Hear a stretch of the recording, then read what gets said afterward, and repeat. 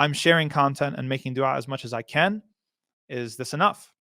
To answer the question directly, I think it's better to have the Israeli defense minister, the former Israeli defense minister, answer this question. In 2021, when the Israelis were bombarding Gaza, when they went in, when they were saying that this was a terrorist threat, when they were mobilizing their $1 million PR industry to try to really paint the Palestinians as animals and to assert that their bombing of Gaza, their destruction, the slaughter and the like was justified, Benny Gantz hit a problem. And what he did was he summoned the directors of Facebook, TikTok, and Instagram to an emergency meeting. The meeting was held very quickly within 24 hours. And he commanded or he asked them and he pleaded with them to take down #Palestine, to take down Palestinian content. The Israeli defense minister, who oversees all of the mobilization, who has the PR under his command, was asking the social media platforms in which ordinary people, ordinary Muslims were posting. He was telling them, guys, as part of this effort, it is breaking our control of the narrative, breaking our control of the monopoly. We are telling you to take this content down. And this is why when the Prophet Muhammad sallallahu alaihi wasallam says, "Ballighu anni walau ayah," say, convey something from me, even if it's just an ayah, because he knew the value of what conveying even an ayah can make. When the Prophet Muhammad sallallahu alaihi wasallam says, "Man ra'a minkum munkaran falyughayyirhu biyadihi," he who sees something that is wrong, let him change it with his hand. And if he cannot with his hand, let him change it with his tongue. And if he cannot with his tongue, let him condemn it in his heart. And that's the weakest of faith. Already, Sister Iman, you're in the second category. You're not in the lowest. You're already in that second category. You're already in an elevated status when you are sharing that content and pushing and the like. And you pushing it, not somebody who's got thousands of followers. You as the individual, you with your Twitter account or X account, you with your Facebook or Instagram or the like, you're the reason Benny Gantz summons TikTok, Facebook, and Instagram to tell them to take down content. And you're the reason that the European Union, some of the officials who are sympathetic to Israel, are trying to push a motion to reimpose restrictions that some of the social media have lifted because they believe that they are losing the narrative war. And one of the reasons, and I'll make a very bold claim, because based on my analysis in terms of the politics, the reason there hasn't been a ground invasion yet is because the Israelis are concerned that the narrative is not yet in their favor, that everybody in the world has seen the destruction and the damar that they've done, and that because of protest in London, in Chicago, in Canada, in Bangladesh, in Pakistan, in Rome, in Berlin, in Paris, in all of these capitals where protests were not supposed to take place, there's a deep concern that the public opinion is overwhelmingly against Israel, and that's why they're very wary that if they go in with a ground invasion, as it stands, if they go in with a ground invasion, and you, Sister Iman, and everybody here at Yaqeen Institute and everybody else making the efforts, if they go in with a ground invasion and these people and yourself are showing the world that Palestinians are human, not the animals that Israel has been insisting for so many decades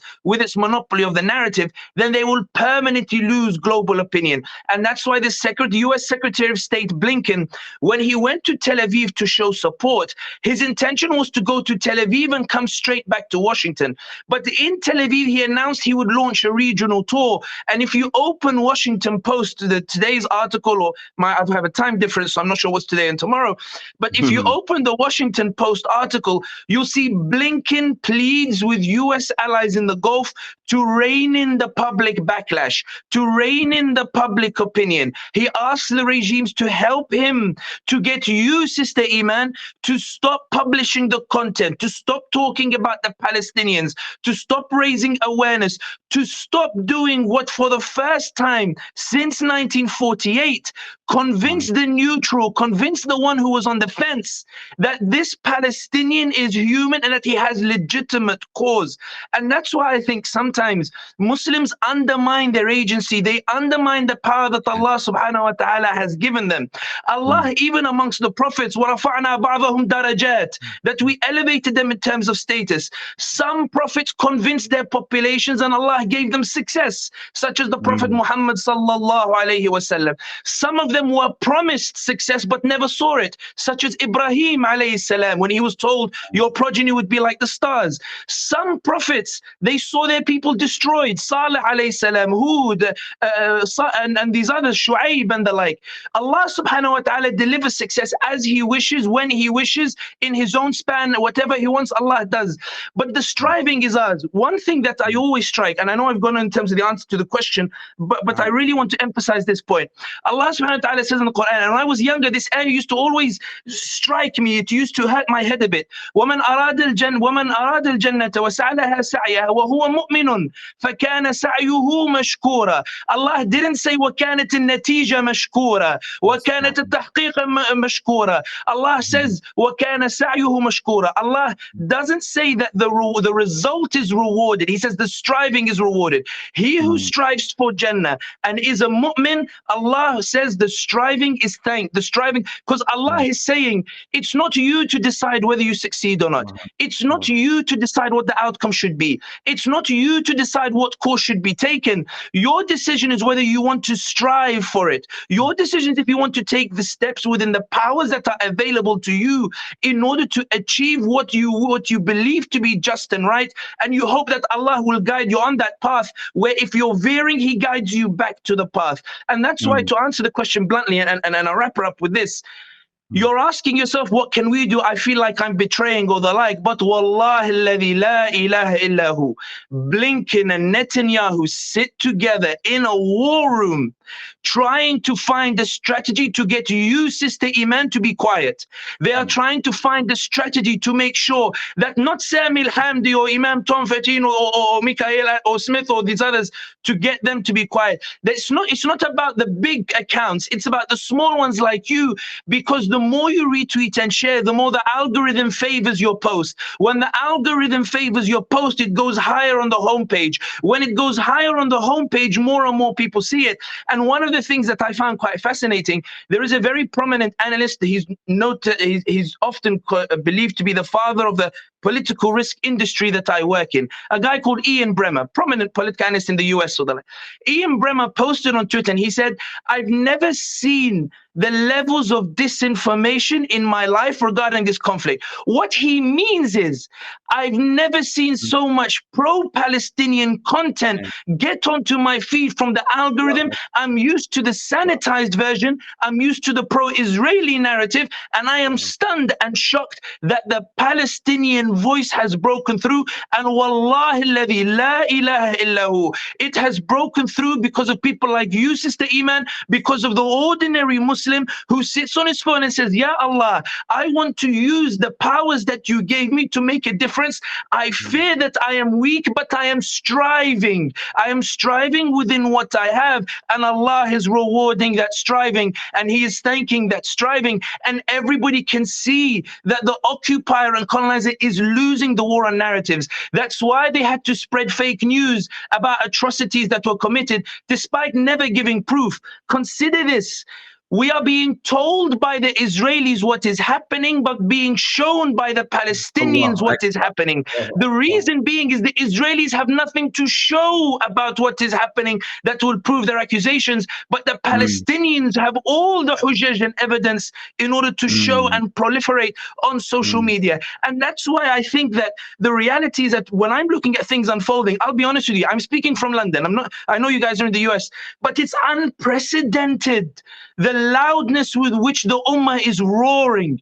It's unprecedented to see so many thousands of people across the world take to the streets and have everybody see that they are taking to the streets as well. It's unprecedented, so much so. And that's why when you look at mainstream media itself, they're using the word unprecedented. But the reason they're using the word unprecedented is because they've never seen a phenomenon of the ummah moving as one body. It was supposed to be divided. It was supposed to be weak. And now it's like a roaring, irresistible wave.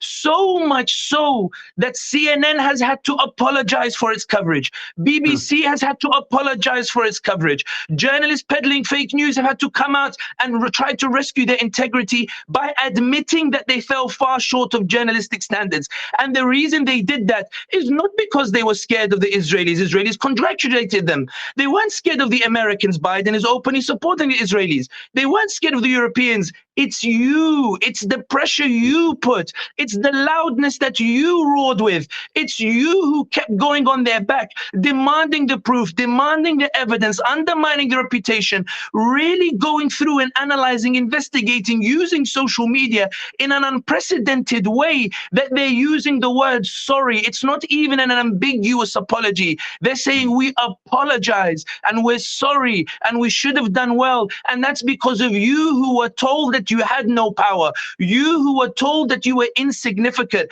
That's why, and I go back to the first point, the Prophet Muhammad sallallahu alaihi wasallam, لا ينطق عن الهوى. He does not speak from emptiness or the like. إنه لوحي يوحى. He is somebody who Allah has revealed to. So when he says بلغوا عني ولو آية, he's saying that even the most basic individual, if you have no power, convey even an ayah from me, for it will make a difference. And that's why I think, to answer your question directly, Sister Iman, and also to address some of the points that I had hoped to address in what Imam Tom was going to ask, it's this point.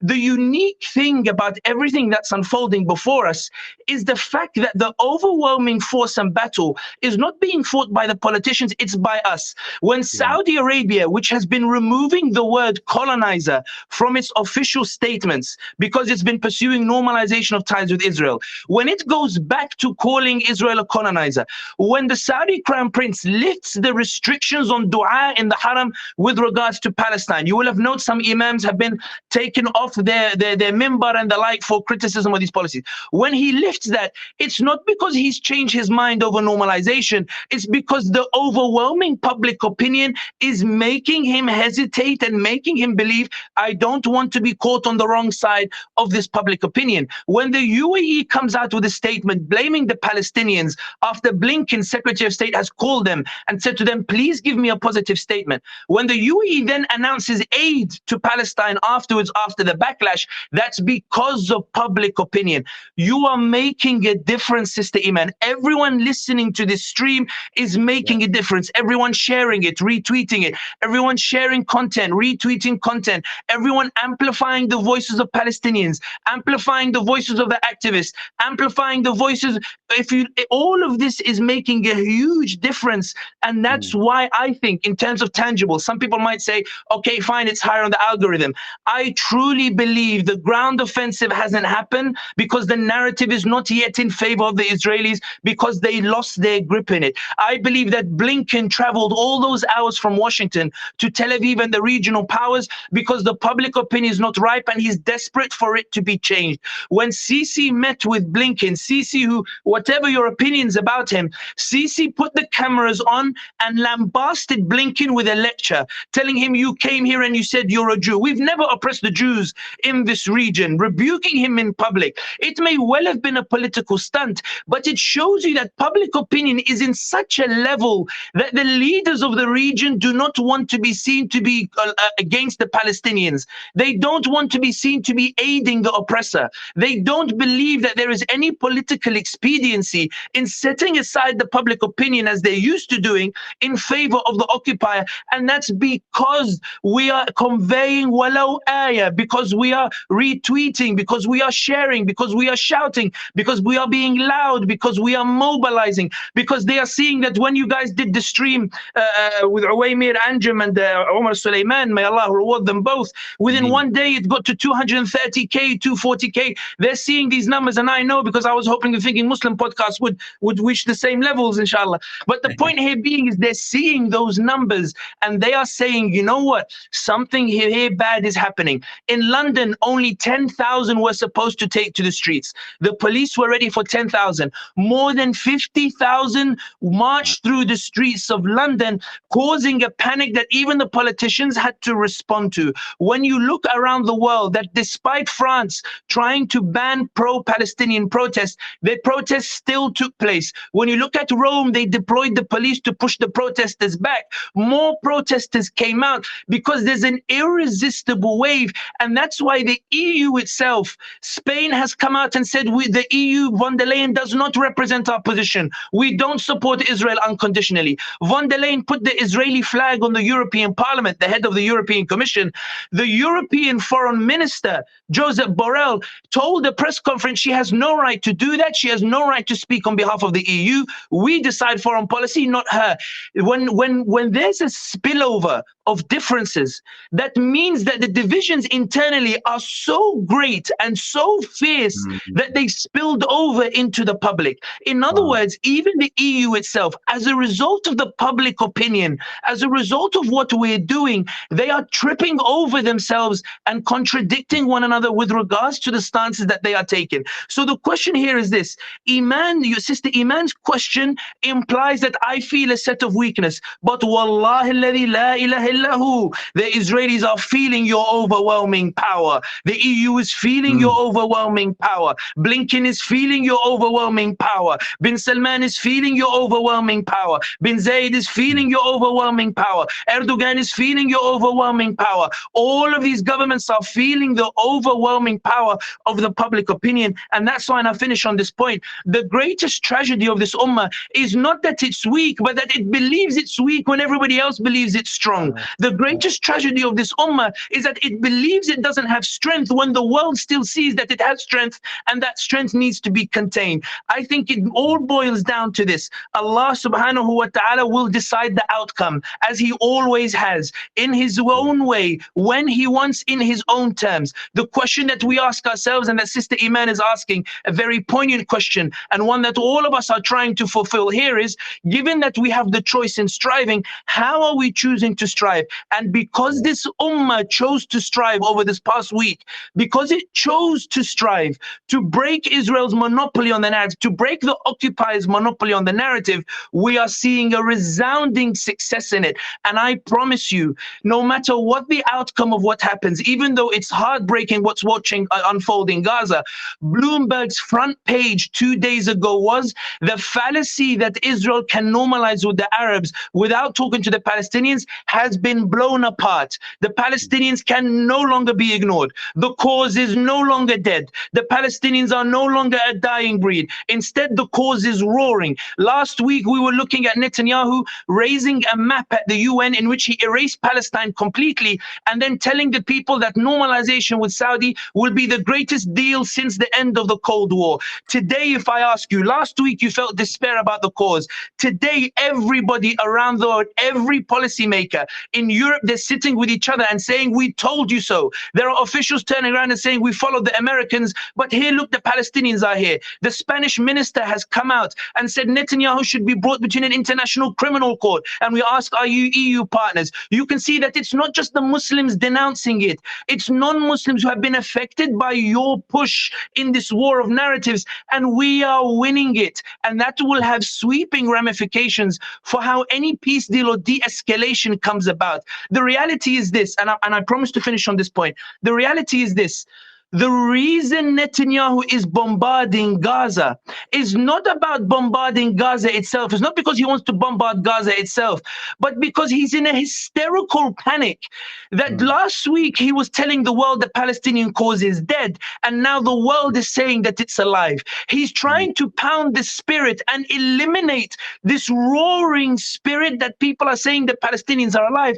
And that's why the Gazans are saying we're not leaving, because they recognize that they scored a body blow on Netanyahu. They know Netanyahu is lashing out, and that no matter how much he lashes out, he can't wipe away the humiliation. He can't wipe away the damage that the Palestinians have done, the moral damage that they've done. The idea being that these Palestinians who were supposed to be weak, who were supposed to have been abandoned, who were supposed to no longer have agency, have delivered the greatest body blow to Israel's image since 1948. When Netanyahu is attacking Gaza, our hearts are breaking at the death toll and the way the buildings are being damaged. But I promise you, Netanyahu is not doing it from a position of strength. He's doing it because this ummah has done something that has the potential now to change the entire course of what's taking place. And I'll finish on this example. In 1945, the French were celebrating their liberation from Germany after World War II. And they were writing a charter, every man is born free and the like, and the UN charter and the like. And then the Algerians took to the streets believing, mashallah, these guys are writing a lovely charter, every man is free. We want independence as well. According to the French declassified documents, they said that the number of Algerians coming out, it will threaten us. We're already struggling in Indochina. So we need to batter these Muslims. We need to batter these Algerians. We need to massacre them. We need to deliver on them a lesson so that they will never take to the streets again and they will never challenge us. In 1 week, they killed over 30,000. The French said they killed 12,000. The Algerians say they killed 50,000. I've gone for the middle number, 30,000. Let's try to avoid the exaggerations. And they were convinced that after they massacred them, in the same way they're talking about Palestine, that the cause is dead. They will never take to the streets again. They will never come out again. Their dreams for liberation are finished. Brothers and sisters, 17 years later, 132 years of French occupation colonization was finished. And the Algerians took to the streets and they said, Ya Muhammad, Mabruk Alik. Ya Muhammad, Prophet Muhammad sallallahu alayhi wasallam. Mabruk Alik, Al-Jazair raj'at lik. Algeria has been returned to you. Inna ma'al usri yusra. After hardship comes ease. Allah is the one who knows. I have faith. My relationship with Allah is a positive one. Allah knows what He's doing. Allah is all aware. Allah, for those who are sad about the deaths as well, remember there was a lovely picture I saw on Facebook of they show the ghost of a baby girl put her hand around her father who's alive, and she says, Ya Abi la tahzan. I'm happy where I am. Allahu Akbar. I'm happy where I am. I'm happy with what Allah has given me. I'm happy. لا تحزن ولا تحسبن الذين قتلوا في سبيل الله أمواتا بل أحياء عند ربهم يرزقون فرحين. They are happy. فرحين بما آتاهم الله من فضله ويستبشرون الذين لم يلحقوا بهم. They are telling people like us who haven't met them yet. They're telling people like us, ألا خوف عليهم ولا هم يحزنون. They are not feeling any fear or sadness. No fear. يستبشرون بنعمة من الله وفضل لم يمسسهم سوء. They are saying that the ni'mah and barakah Allah has given us is such that do not be sad for us. We think Allah subhanahu wa ta'ala has abandoned the ummah. He's rewarded the shuhada. He's rewarded them immediately. There's no limbo. He's rewarded them. Right away. The question is for us. I know Allah subhanahu wa ta'ala knows what He's doing in His hikmah and His wisdom. The question, yes, Sister Iman and everybody here is, what do we do within the powers Allah has given us? And I swear to you, La ilaha illallah Muhammad Rasulullah, I swear by Allah, that Israel is pleading with social media to take your post down. That the Israeli allies in the European Union are pleading to have your post down. And if it didn't have power, they would never take their time to do that. If it didn't have power, they wouldn't dedicate so much to it. And I think that it's because of people like you, Sister Iman, final sentence, that the Israeli ground invasion has not happened yet because they're concerned that the narrative is not in their favor. Ya ibadallah, ballighu an Sayyidina Muhammad walau ayah. Say something about the Prophet ﷺ, even if it's just an ayah, because we are changing the global opinion. And I'm telling you from what I've seen in my lifetime, and even what the elders are telling us, this is unprecedented. The shift is unprecedented. Human Rights Watch is now calling the Israeli regime an apartheid regime. It never used to. Amnesty is calling Israel an apartheid regime. It never used to. Apartheid is being used on the Congress floor. It never was used on the Congress floor before. These are victories that we should appreciate. These are victories that we should celebrate, because they're not victories that have come from top down. They're victories that have come from the Ummah mobilizing and the Ummah saying we will never die, that we are ready to mobilize for the sake of the Ummah. And I will finish, and I promise this is the final sentence. What I love more than anything else is what this cause has shown is the Ummah from Malaysia, Australia, all the way to the US, because I'm going to say that we in London are in the middle, not you Americans. We're not going to go east, we'll go west. Will you come via London, inshallah? And I hope to host all of you in London, inshallah. But the point is, from Australia all the way to the Americas, I remember I had a comment in the Thinking Muslim podcast, and somebody said, we are upset that you didn't mention Colombia. Colombia is standing with the Palestinians. They've kicked out the Israeli ambassador. They were telling me, Sammy, don't forget, there are people in Colombia standing with the Palestinians as well. People in Latin America standing as well. Allah is changing the hearts, and they are terrified that the hearts are changing. And the reason they're changing is because of our efforts. May Allah reward us for our efforts, and may He give us the tabat. May He give us that heart, that steadfastness, not only to continue doing it, but also to appreciate the power Allah has given us, however small you might think it is. عند الله عظيم. To Allah, it is great.